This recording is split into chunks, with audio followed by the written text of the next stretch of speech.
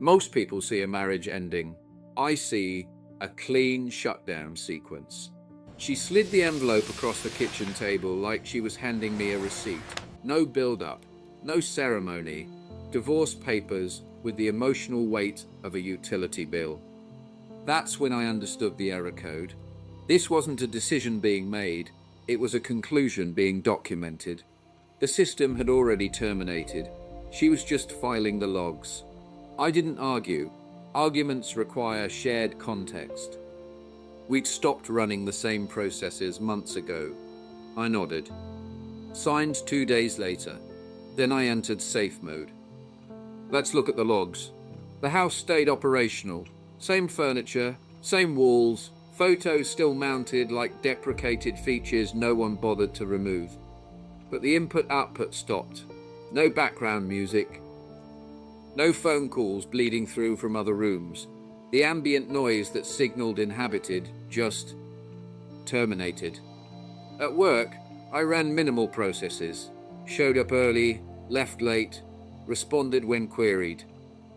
Delivered what was expected with no excess output. My manager flagged the behavior change. Everything okay? Fine. He didn't run a second check. Social connections entered timeout one by one. Friends pinged initially, then reduced frequency, then stopped polling entirely. That's expected behavior. Pain has a hot limit for other people. After that, you're just overhead. Sleep fragmented into garbage collection cycles. Woke at the same timestamp every night, heart racing, memory leaking conversations that no longer affected runtime. That's when the core dump happened. No one was coming. There would be no rollback that restored previous state. No patch that fixed what broke. If the system recovered, it would be because I rebuilt it. Not because anyone apologized, not because she regretted the shutdown, because I changed what processes ran next. I started with the simplest program that runs without direct user control, wake up early, not to optimize performance, just to escape the silence before it fully initialized. Walking first, then running. Slow, inefficient, unsustainable pace. But it exhausted the noise floor, made the error messages clearer. That's when the real diagnostics started.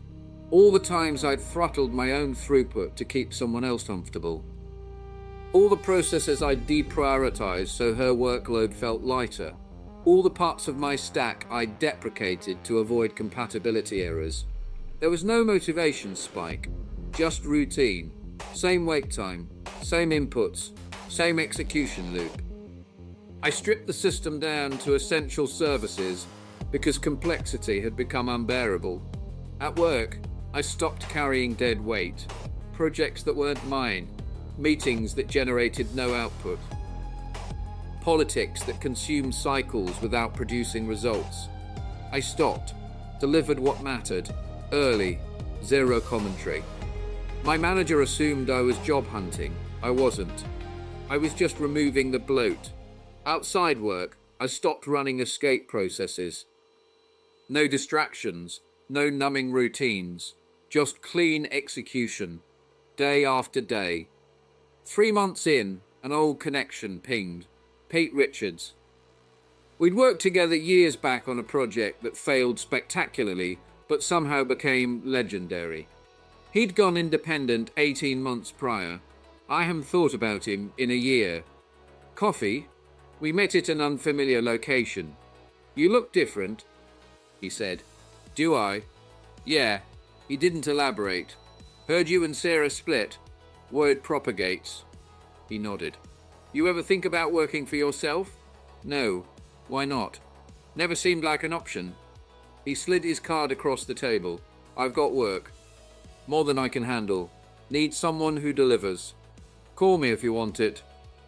I started small. One project, one problem, one clean delivery. The compensation wasn't impressive. The control was. No politics, no posturing, no meetings to schedule meetings. Just, here's the spec, here's the deadline, execute or don't. I executed. Then another. Then another. 6 months later, I terminated employment. Where are you going? Working for myself. Good luck. That was the complete exchange. I stopped showing up. That's when the pattern became clear. I'd been running in constrained mode to keep other people comfortable. And when I stopped, the system expanded naturally. I told fewer people what I was building, not for secrecy, for focus. Physical changes occurred without forced optimization. Sleep stabilized, voice steadied, energy levels normalized. Not because I was pushing performance. Alignment does that automatically. One day I realized I hadn't checked her logs in months. That's the real indicator.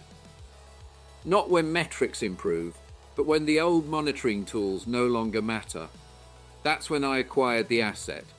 Not as a status symbol, not as a reward, as a marker. A metallic blue Corvette Z06. I didn't broadcast it, I didn't announce the acquisition, I just drove it. I had to return to the original location months later. Paperwork, administrative overhead, parked downtown. Felt something unexpected. Nothing. No anxiety loop, no performance mode. That's when I saw her, across the street, outside a location we'd frequented. She looked tired. She noticed the vehicle before she noticed me. Then our processes synced. She crossed. Hey. Her eyes tracked back to the Corvette. That's new. Yeah. So, what are you doing now? Not curiosity, status check. I work for myself, I said. It's enough. Complete response. I didn't query her current state. She nodded slowly. I'm glad you're doing well. I am. No edge, just fact. I terminated the interaction politely and returned to the vehicle. She didn't follow. I didn't look back. Driving away, the logic became clear. The car wasn't the victory condition. The silence was. The ability to terminate without requiring final output. That's what freedom compiles to. The silence, the phase where monitoring systems go dark. Here's what the logs show. You don't rebuild by proving anything to external watchers. You rebuild by removing what no longer executes cleanly. You don't win by increasing signal volume. You win by becoming unavailable to processes that drain resources. And you don't disappear to punish anyone. You disappear so you can hear your own diagnostic output again.